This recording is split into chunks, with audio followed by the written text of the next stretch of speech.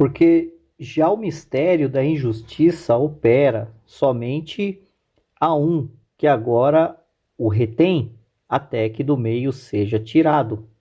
2 Tessalonicenses, capítulo 2, versículo 7. Se você não é inscrito no canal, se inscreva, faça parte aqui do canal Teologia de Tudo Um Pouco, deixe seu like, seu comentário e, se for possível, compartilhe os nossos vídeos. Hoje eu vou trazer aqui um comentário sobre quem é este que o detém até que do meio seja tirado. Quem é esse que será tirado do meio, né?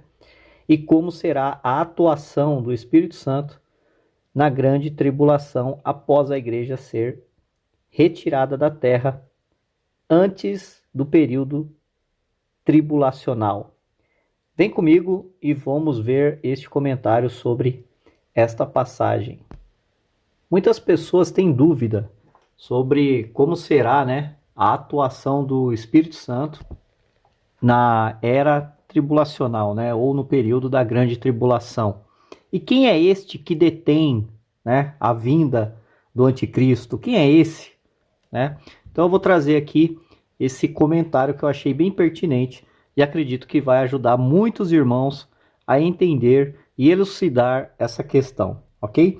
Ele vai trazer várias vertentes, mas não dá para ficar discorrendo sobre o assunto, então vamos direto ao ponto. A quinta interpretação é a que afirma que o detentor é o Espírito Santo. O autor menciona acima e dá razões para apoiar essa conclusão. Então ele vai dizer aqui, ó, primeiro, por mera eliminação, o Espírito Santo deve ser o detentor. Qualquer outra hipótese deixa de preencher as exigências. Tá? Segundo, o iníquo é uma pessoa e suas operações abrangem o reino espiritual. O detentor deve, da mesma forma, ser uma pessoa e um ser espiritual.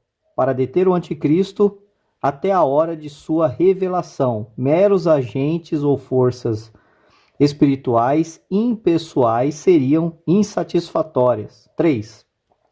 Para alancar tudo o que deve ser realizado, o detentor deve ser um membro da Trindade. Deve ser mais forte do que o iníquo e mais forte que Satanás, que energiza o iníquo para deter o mal.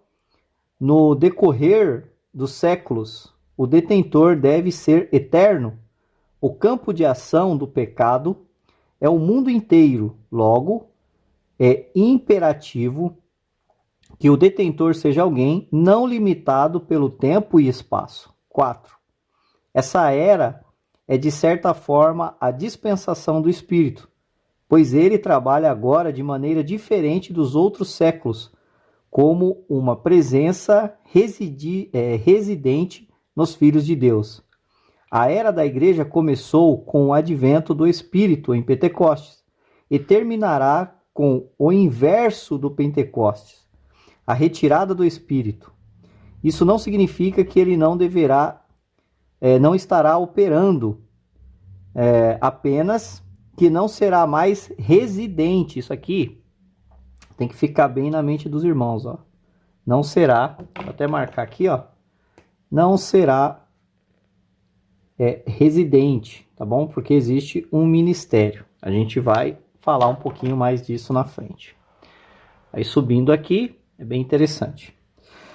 O trabalho do Espírito, desde seu advento, inclui a detenção do mal. João 16, 7 e 11, 1 João 4, 4. Como será diferente na tribulação. 6. Apesar de o Espírito não ter residido na terra durante os dias do Antigo Testamento, assim mesmo exerceu influência detentora. Isaías 59, versículo 19. O trabalho do Espírito Santo com os crentes na tribulação, o fato de que o Espírito Santo é o detentor a ser retirado da terra antes do início da tribulação, não deve ser interpretado como uma negação de que o Espírito Santo seja onipresente ou de que continue a operar no final desta era. O Espírito trabalhará dentro e por meio de homens, só se insiste que o ministério exclusivo do Espírito Santo ao crente, nesse presente século, como o batismo, habitação, Walvoord escreve: há pouca evidência de que os crentes serão habitados pelo Espírito durante a tribulação. O período tribulacional parece voltar às condições do Antigo Testamento, de várias maneiras. E no período do Antigo Testamento, os santos jamais foram habitados permanentemente, exceto em casos isolados, apesar de serem encontrados vários casos de plenitude do Espírito de capacitação para o serviço. Considerando todos os fatores, não há evidência para a presença habitadora do Espírito Santo nos crentes durante a tribulação. Se o Espírito residir no crente durante a tribulação, no entanto, segue-se que serão selados pelo Espírito, pois o selo é a sua própria presença neles. Agora vamos ao tópico 3. A salvação será pelo ministério do Espírito Santo. Muitas pessoas têm dúvidas sobre isso, né? Mas se vai ter salvação, como é que o Espírito Santo vai estar atuando? Então, vamos ver essa questão aqui.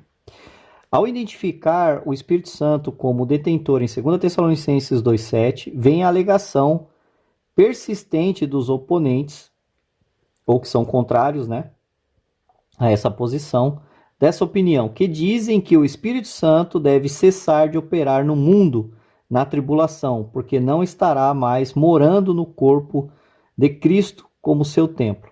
Nada poderia estar mais longe da verdade. Devemos notar que o Espírito Santo não assumiu um ministério, está até marcado, tá vendo? Ministério de habitação em todos os crentes do Antigo Testamento.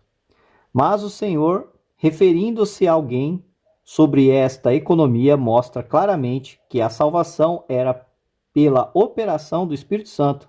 João 3, 5 e 6. Versículo 5 e versículo 6.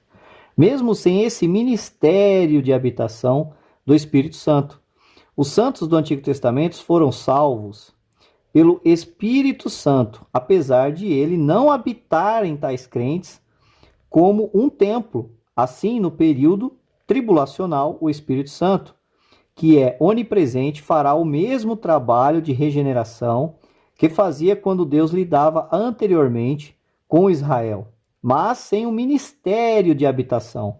A atual habitação está relacionada à capacitação, à união de crente com crente por causa de sua relação com o templo de Deus, mas a habitação é totalmente diferente do trabalho do Espírito na regeneração. Logo, devemos reconhecer claramente que, apesar de o Espírito não habitar os salvos, né, da tribulação, ele ainda pode operar na regeneração deles. Joel 2, 28 e 32. Relaciona a salvação de Israel ao ministério do Espírito Santo, antes do segundo advento. Comentando sobre João 3, Walvoord diz: o diálogo de Cristo com Nicodemos, João 3, de 1 a 21, pode ser entendido. Vira aqui, né? Pode ser entendido.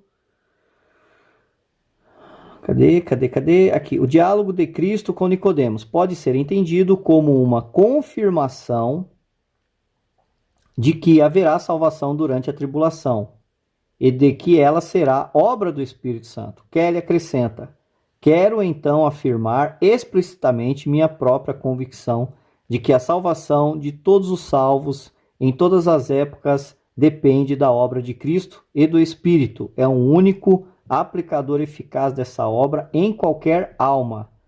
É possível afirmar com confiança, então, que a salvação oferecida pelo sangue do Cordeiro e recebida pela fé será efetivada mediante a obra do Espírito Santo. Deus abençoe aos irmãos e até o próximo vídeo.